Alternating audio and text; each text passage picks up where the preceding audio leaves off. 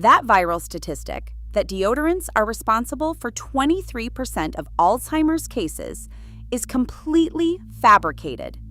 So is the 34% respiratory figure. Neither traces back to a single published study, yet millions now believe certain deodorant brands carry alarming cancer risks. The American Cancer Society and the National Cancer Institute say the evidence doesn't support that. So what is actually hiding on those ingredient labels? The American Cancer Society leaves no room for doubt. There is no strong epidemiologic evidence linking antiperspirants or deodorants to breast cancer. Their most recent update, posted on March 2, 2026, states that scientific studies have not found an association between these products and cancer development. The National Cancer Institute, the U.S. government's central resource for cancer information, echoes this position. Its fact sheet explains that while the idea of a connection has been studied for years, the data simply do not support it. Even studies that have measured aluminum in breast tissue have failed to show any meaningful difference between people who use antiperspirants and those who do not. Both agencies point out that most research in this area relies on people recalling their product use years after the fact, a method prone to error. When the results are pooled together, whether in large case control studies or meta-analyses published as recently as 2024, the numbers consistently show no increased risk. The odds ratios hover around 1, with confidence intervals that rule out any significant danger. The FDA, which regulates antiperspirants as over-the-counter drugs, also maintains that these products are safe for the general population.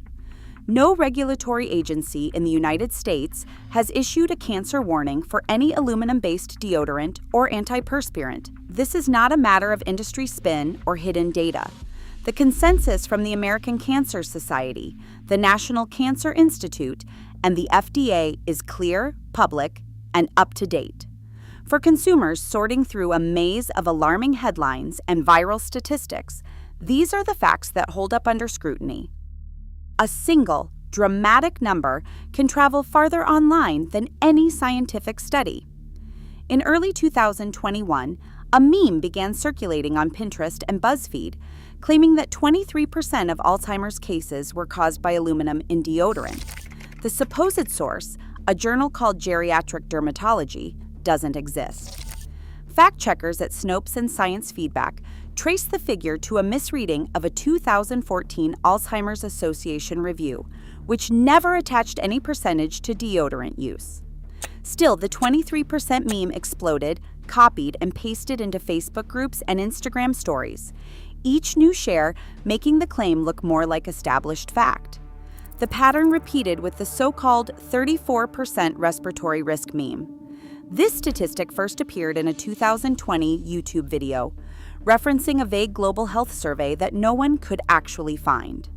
FactCheck.org combed through published research and found nothing, no study, no survey, not even a conference abstract tying deodorant aerosols to a 34% rise in respiratory problems.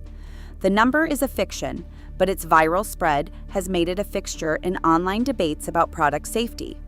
Both claims share a common blueprint: a big, scary number, a fake or missing source, and a rapid-fire journey through social media. Snopes labeled the 23% Alzheimer's meme as fabricated in 2022, and Science Feedback followed up in 2023 with a detailed debunk. The 34% respiratory meme met the same fate at FactCheck.org in 2021. Yet each time these numbers resurface, they add fuel to public distrust, making it harder for real evidence to break through the noise. Federal law treats antiperspirants differently from regular deodorants. Because they contain aluminum-based ingredients that block sweat glands, the FDA classifies them as over-the-counter drugs, not just cosmetics. For most people, these products are considered safe and require no special warning. But there is one clear exception written into the regulations: people with kidney disease. The exact label phrase, required by 21 CFR 350.50, is simple. Ask a doctor before use if you have kidney disease.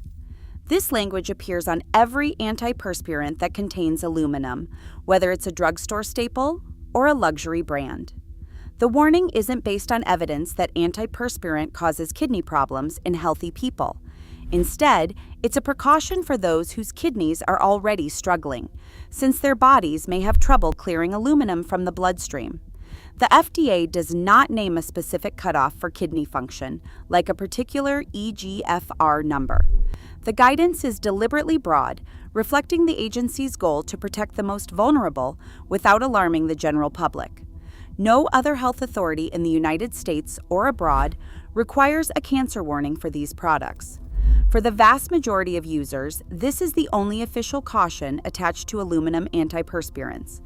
A reminder that not all warnings are created equal, and that most headline-grabbing claims don't appear anywhere in the law. The word fragrance on a deodorant label hides more than most shoppers realize. Under U.S. law, specifically the Fair Packaging and Labeling Act and 21 CFR 701.3, manufacturers can use this single term to cover a complex blend of chemicals. These can include dozens, sometimes even hundreds, of individual compounds, both natural and synthetic. The actual formula is protected as a trade secret, so companies are not required to list each ingredient that makes up the scent. This means phthalates, potential allergens like limonene or linalool, and other additives can all be present without being named on the package. For consumers with sensitive skin or allergies, this lack of transparency makes it difficult to know what they are putting on their bodies. The fragrance loophole leaves a wide gap between what is in the product and what is on the label, fueling skepticism among shoppers who want to make informed choices but are left guessing about hidden ingredients.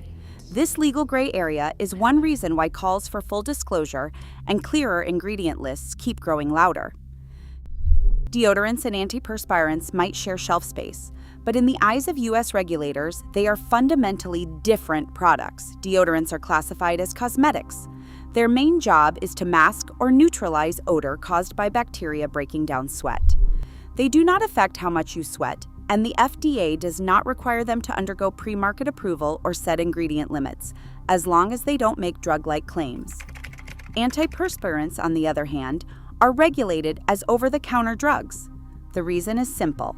They contain aluminum-based salts, such as aluminum chlorohydrate or aluminum zirconium, which physically block sweat glands by forming a temporary plug in the duct.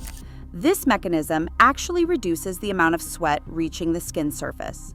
Because of this active effect on the body, the FDA enforces strict rules through its antiperspirant monograph. There are maximum allowable concentrations for aluminum salts, required labeling, and mandatory safety warnings for people with kidney disease.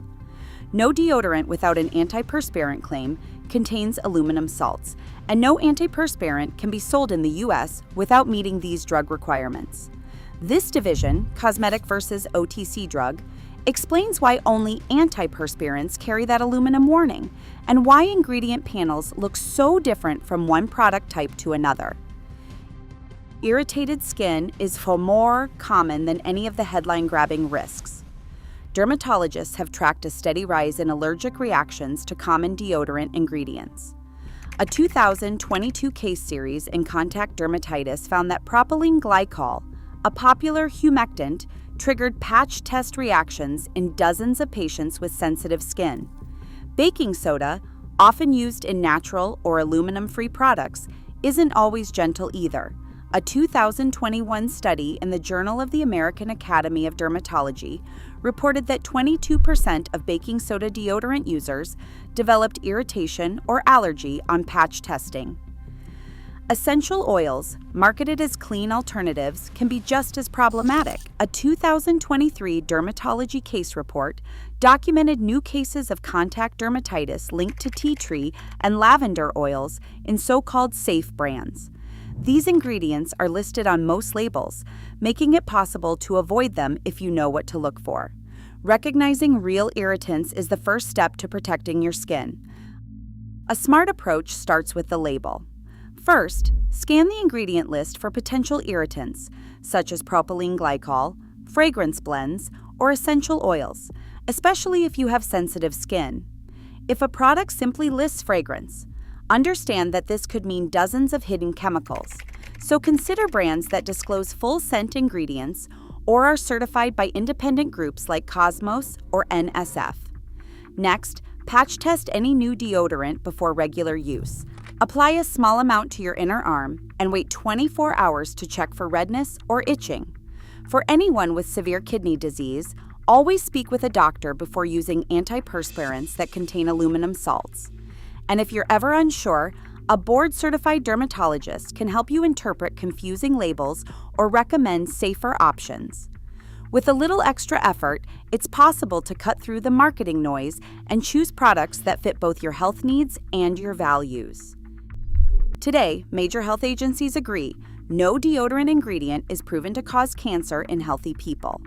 But with fragrance still masking dozens of undisclosed chemicals, informed skepticism matters more than panic. In a market built on trust, demanding real transparency is the only way forward.